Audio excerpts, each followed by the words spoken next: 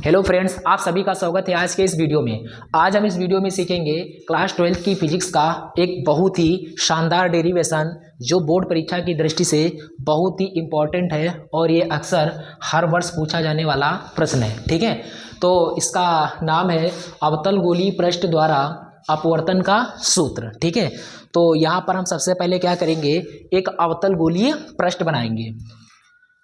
तो मान लेते हैं ये एक अवतल गोलीय पृष्ठ है। ठीक है, इस तरह से हम मान लेते हैं ये एक अवतल गोलीय पृष्ठ है। ठीक है, अब ये अवतल गोलीय पृष्ठ क्या होता है कि ये किन्हीं दो माध्यमों को क्या करता है, अलग करता है।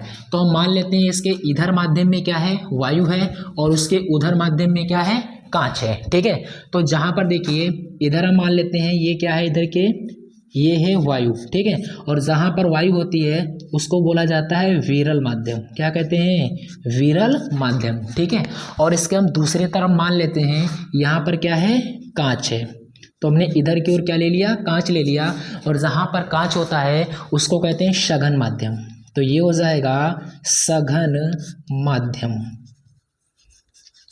ठीक है, जहाँ पर देखिए वायु है हम उसके अपवर्तनांक को n1 मान लेते हैं, और जहाँ पर कांच है उसके अपवर्तनांक को हम कितना मान लेते हैं, n2 मान लेते हैं। ठीक है, अब देखिए इसका हम एक मुख्य अक्ष खींचेंगे।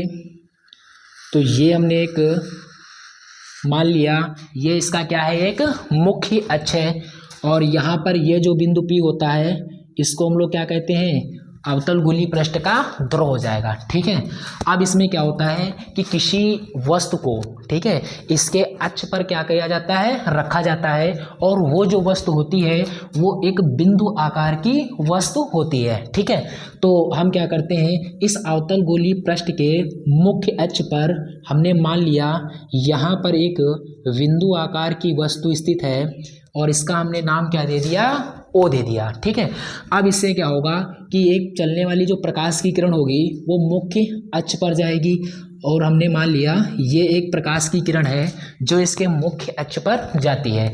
अब जो कोई प्रकाश की किरण मुख्य अक्ष से होकर के जाती है तो वो गोलीय पृष्ठ के अपवर्तन के पश्चात वो सीधे के सीधे क्या हो जाएगी, इस तरह से निकल जाएगी। ठीक है, और हम इसके दूसरी प्रकाश की किरण को मान लेते हैं। दूसरी प्रकाश की किरण ये इस दिशा में जाती है,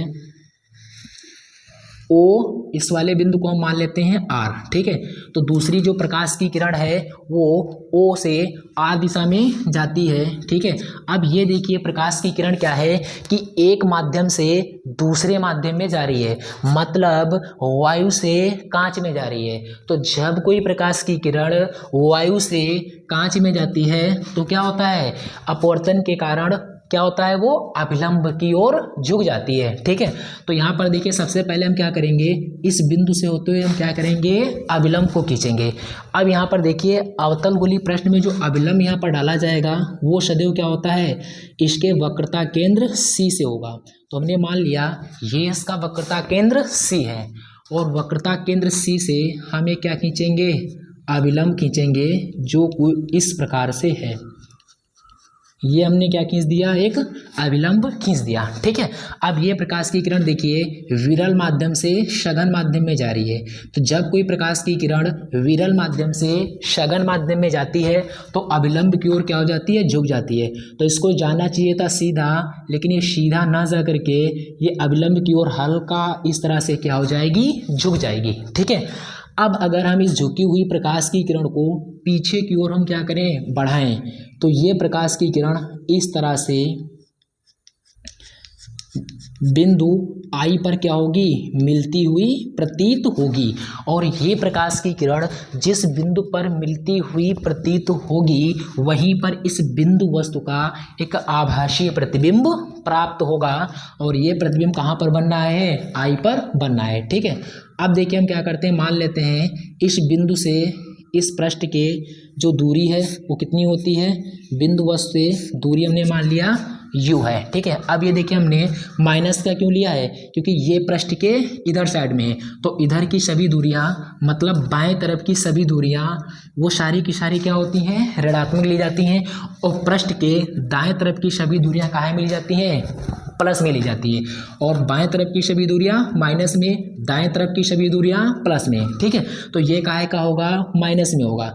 अब ये देखिए प्रतिबिंब की दूरी है, तो यहाँ पर ये प्रतिबिंब बनना है, तो अगर गोलीय पृष्ठ से प्रतिबिंब की दूरी देखें तो इसको काहे से प्रदर्शित करते हैं, v से, और ये v काहे का होगा, माइनस में होगा, तो मैंने ये v बना दिया। ठीक है, अब देखिए ये इसका क्या है, वक्रता केंद्र C है, तो वक्रता केंद्र C से दर्पण के ध्रुव के बीच की दूरी जो होती है वो कितनी होती है, वक्रता त्रिज्या r के बराबर होती है, तो यहाँ पर हमने माइनस r मान लिया, यहाँ से ये तक है। ठीक है, अब हम यहाँ इस बिंदु से क्या करेंगे, इस अक्ष पर एक हम लंब डालेंगे, ये लंब जो है ये यहाँ पर हो गया, और इसका हम नाम दे देते हैं n।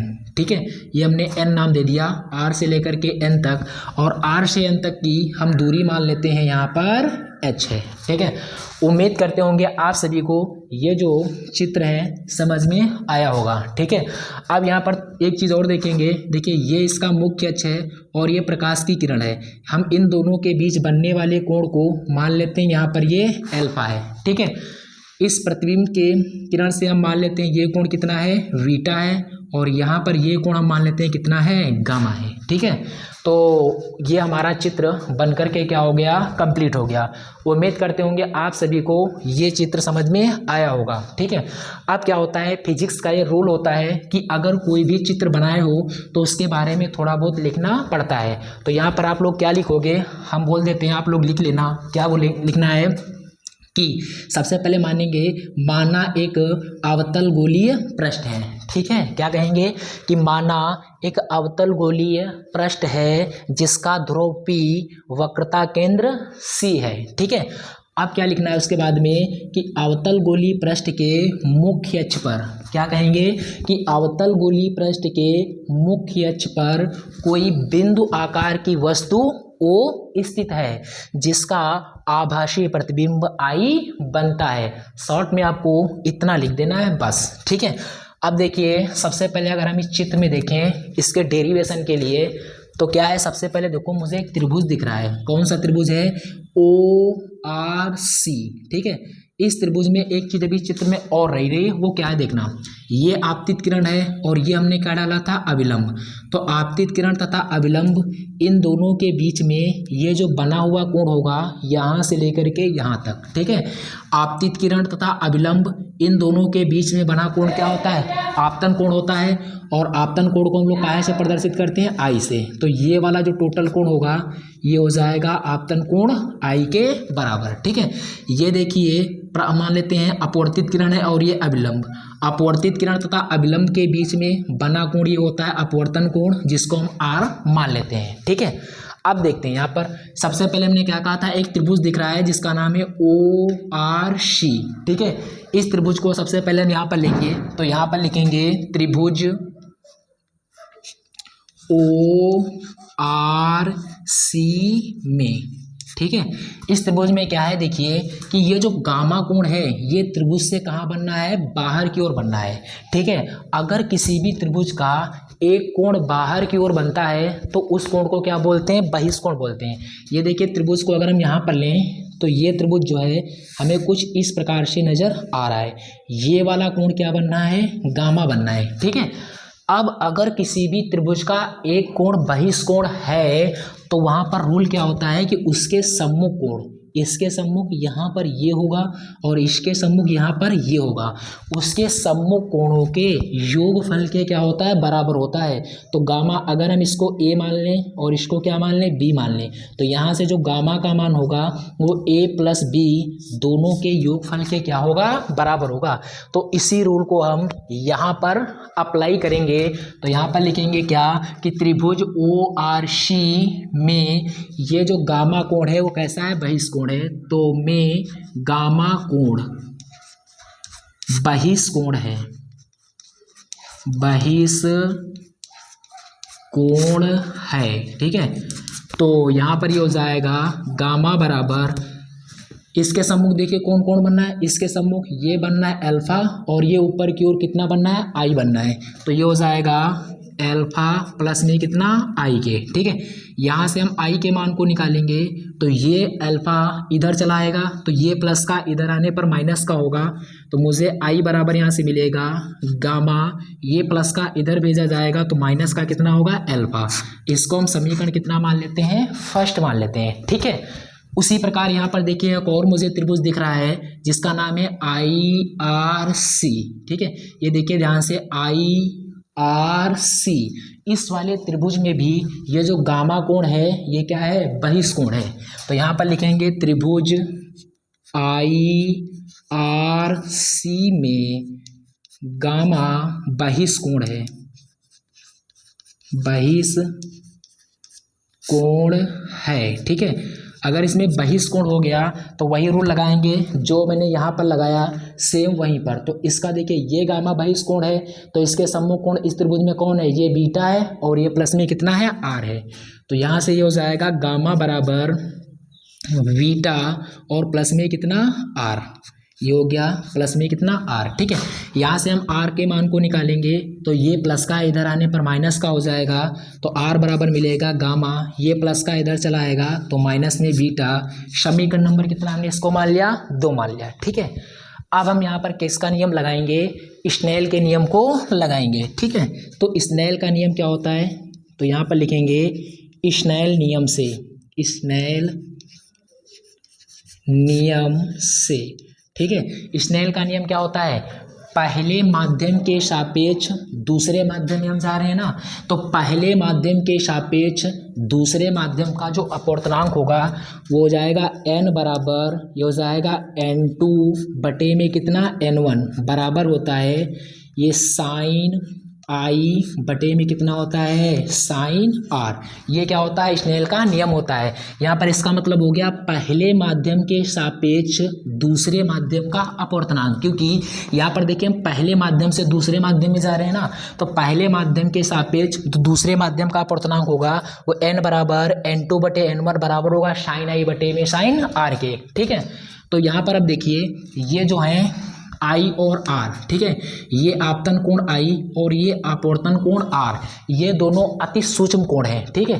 तो सूक्ष्म कोण जहाँ पर होते हैं वहाँ पर यहाँ इनका जो त्रिकोणमितीय अनुपात है वो क्या हो जाता है, निरस्त हो जाता है। तो यहाँ पर लिखेंगे आई व आर, कोण आई व आर, यहाँ पर पूरा लिखेंगे कोण आई व आर सूक्ष्म होने के कारण, सूक्ष्म होने के कारण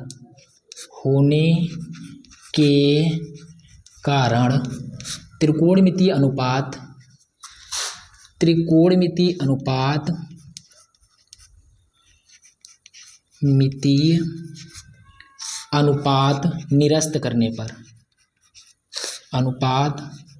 निरस्त करने पर, ठीक है। तो त्रिकोणमितीय अनुपात जब निरस्त कर लेंगे तो यहाँ पर हम इसको ले सकते हैं n2 बटे में n1, ये बराबर हो जाएगा i के बटे में कितना r, ठीक है। अब हम क्या करेंगे, यहाँ से i के मान को उठा करके यहाँ पर रखेंगे और r के मान को उठा करके हम यहाँ पर रखेंगे, तो ये हो जाएगा n2 बटे में n1 बराबर i का मान कितना दे रखा है गामा माइनस में एल्फा है और बटे में आर का मान कितना दे रखा है गामा माइनस में कितना बीटा, ठीक है। अब देखो इसको हम क्रॉस मल्टीप्लाई करके सॉल्व करेंगे, इसकी इससे गुणा इसकी इससे गुणा, तो ये हो जाएगा, देखना ध्यान से, ये हो जाएगा n2 इसकी गुणा हो जाएगी गामा माइनस बीटा से बराबर n1 की गुणा हो जाएगी किससे, गामा माइनस अल्फा से, गामा माइनस अल्फा से, ठीक है। अब यहाँ पर इसको सरल कराएंगे तो इसकी इससे गुणा कराएंगे तो हो जाएगा n2 गामा माइनस में ये हो जाएगा n2 बीटा बराबर इसकी इससे गुणा कराएंगे तो n1 गामा, ये इसकी इससे हो जाएगी तो n1 अल्फा, ठीक है। अब देखिए हम क्या करेंगे, ये गामा दोनों अलग अलग हैं तो इसको हम एक पास में लाएंगे, तो ये जो n1 गामा है ये उधर प्लस का है, इसको हम इधर ले आएंगे तो ये हो जाएगा n2 गामा, ये प्लस का इधर आएगा तो n1 गामा बराबर, ये देखिए इधर माइनस का है, इसको उधर भेजेंगे तो हो जाएगा प्लस का n2 बीटा और ये माइनस में लिखा हुआ है n1 अल्फा, ठीक है।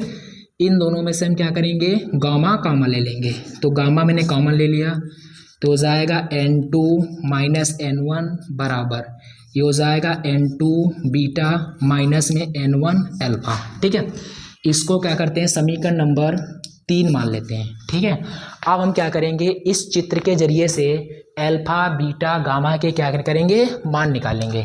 तो देखो यहाँ पर, तो यहाँ पर लिखेंगे अल्फा बीटा गामा के मान निकालने के लिए हम क्या करेंगे, यहाँ पर देखिए मुझे एक त्रिभुज दिख रहा है ORN, ये देखिए छोटा सा मैंने लिखा है यहाँ से।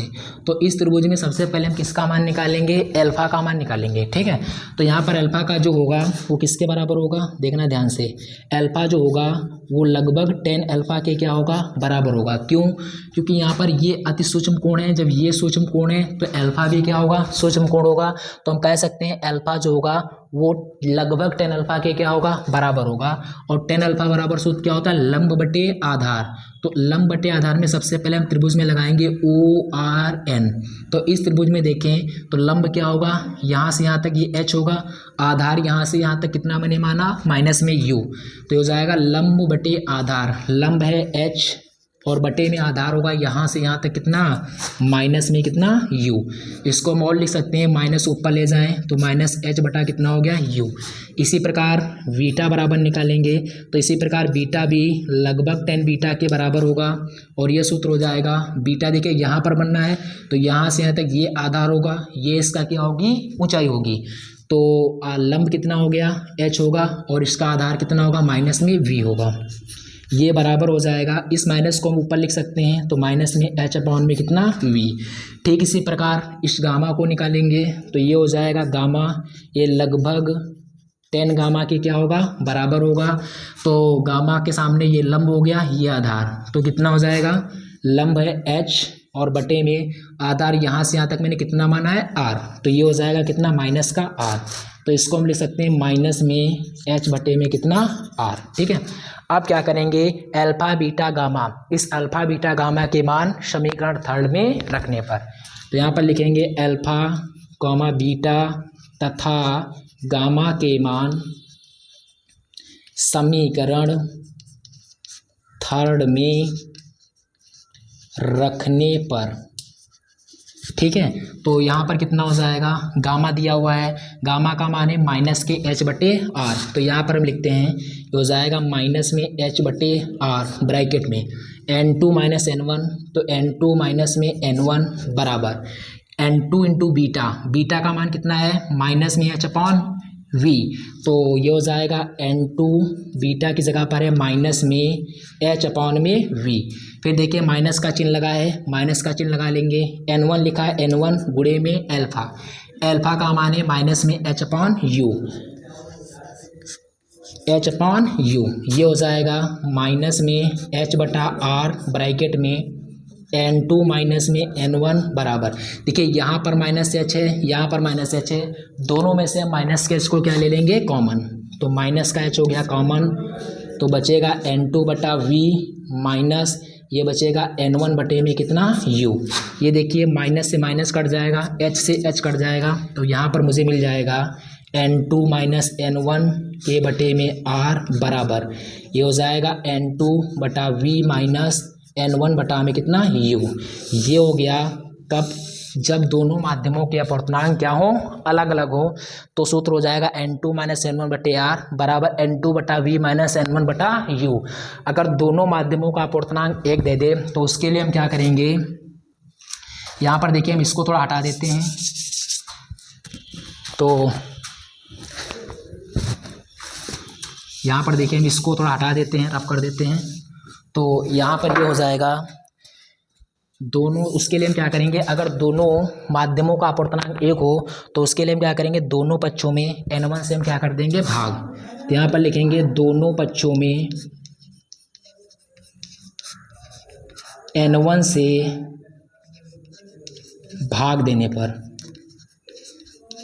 ठीक है, तो N1 से जब भाग देंगे तो ये हो जाएगा N2 बटे में N1 माइनस N1 बटे में कितना, N1, और सभी के बटे में कितना है, R बराबर, इधर कितना हो जाएगा, ये हो जाएगा N2 बटे में N1 माइनस में हो जाएगा, इसके बटे में कितना है v है तो ये v हो जाएगा, ये हो जाएगा n1 बटे में कितना u। ठीक है, ये n1 से n1 कट जाएगा, n1 से n1 कट जाएगा। ठीक है, यहाँ पर देखिए n2 बटा n1 है तो n2 बटा n1 ये किसके बराबर है, n के बराबर है, तो n2 बटे n1 की जगह पर हम n लिख सकते हैं। यहाँ पर कुछ नहीं बचेगा, 1 बटे में कितना r बराबर, ये हो जाएगा n2 बटे n1, तो n2 बटे n1 n के बराबर है, तो ये हो गया n बटे में v माइनस ये हो गया 1 बटे कितना u।